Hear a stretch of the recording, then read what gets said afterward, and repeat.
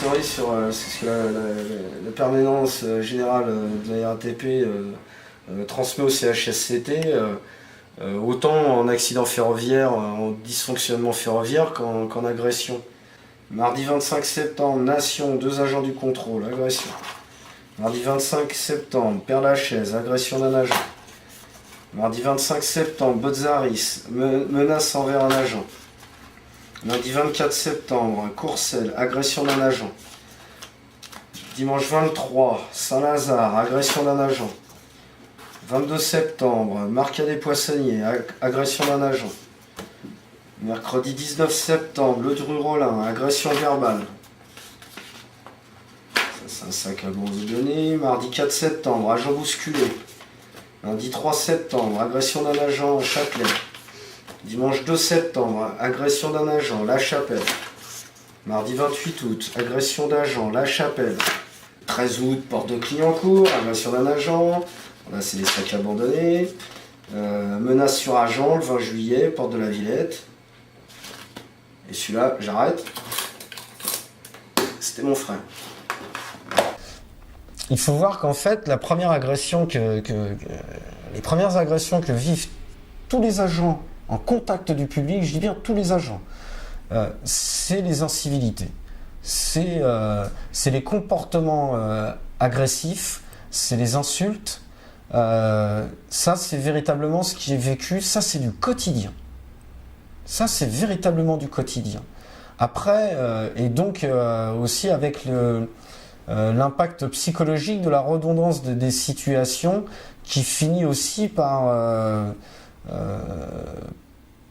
engendrer un mal-être au travail qui est profond, parce qu'effectivement, on sait qu'on va devoir forcément dans la journée gérer plusieurs conflits de ce type au niveau des incivilités.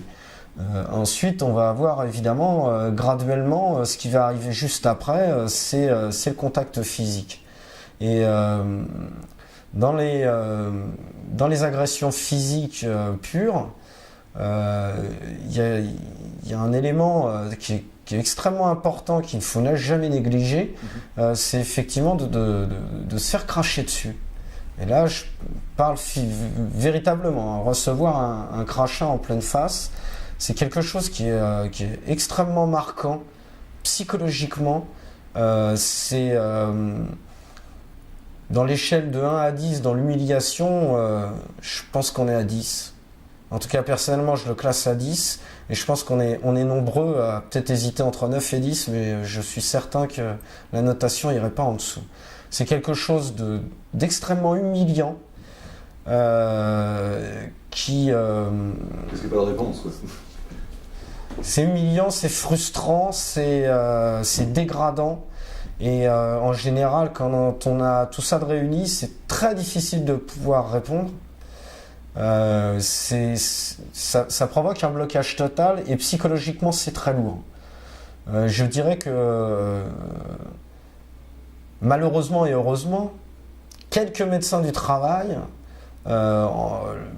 prennent cette donnée très au sérieux et dans les cas heureux, convoquent l'agent suite à un accident du travail déclaré pour un crachat, parce qu'ils savent que l'impact psychologique est extrêmement important.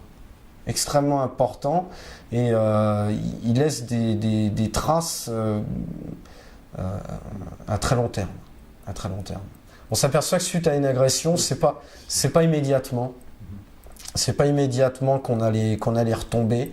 Je pense qu'on peut comparer ça réellement à un deuil, où en fait, effectivement, on réalise pas tout de suite. C'est plusieurs semaines après qu'on peut bien souvent avoir des remontées qui sont assez importantes, et c'est dans le geste quotidien où on va se retrouver dans une situation où vous sortez de votre recette peu de temps après une agression, et un voyageur veut vous interpeller, et puis il vous touche l'épaule pour vous interpeller, et là vous pouvez avoir un sursaut, un geste défensif, du recul, et là vous voyez qu'effectivement ça vous a véritablement bien plus marqué qu'on veut bien le dire. Et là-dessus, il n'y a pas de physique. 1m80, 120 kg peut très bien être plus terrorisé qu'une femme de 40 kg qui fait 1m30. Et franchement, là, c'est vraiment des impacts qui sont psychologiques. Et là-dessus, c'est difficile de donner une échelle. Mais en tout cas, une chose est sûre, il n'y en a aucun qui en sort indemne. Ça, c'est certain. Après, les traces et les stigmates sont plus ou moins importantes. Mais sincèrement... tout le monde a un ressenti obligatoire suite à ça. D'ailleurs, c'est ce qui va inquiéter un médecin quand il se retrouve face à un individu qui lui dit non, tout va bien, j'ai aucun problème.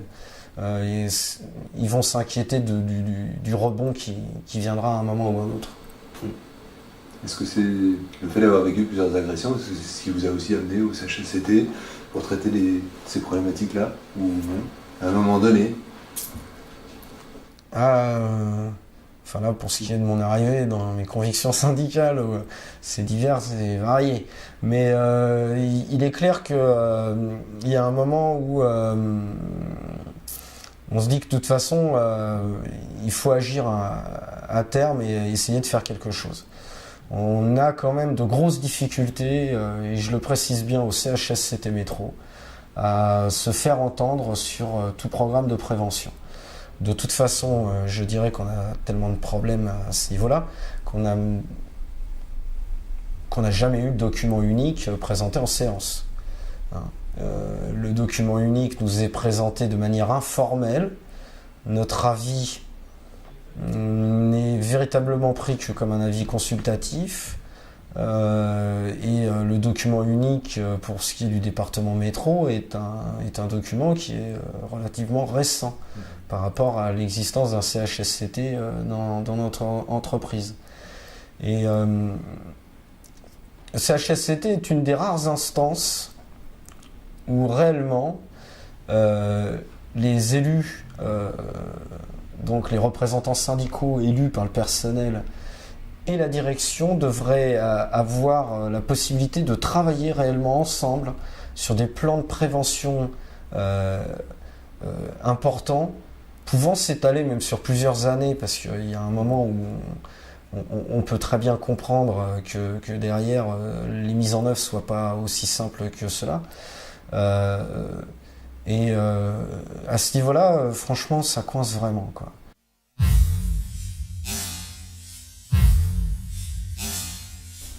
Alors, je dirais tout simplement ce qu'on a tendance à écrire sur les tracts. Est-ce qu'on doit maintenant uniquement tendre la joue et se laisser frapper pour être sûr d'être reconnu comme agressé, parce que le moindre geste défensif sera pris comme celui de l'agresseur. Et là, effectivement, il y a une inversion des rôles et qui est quelque chose qui est quand même relativement récent dans l'entreprise.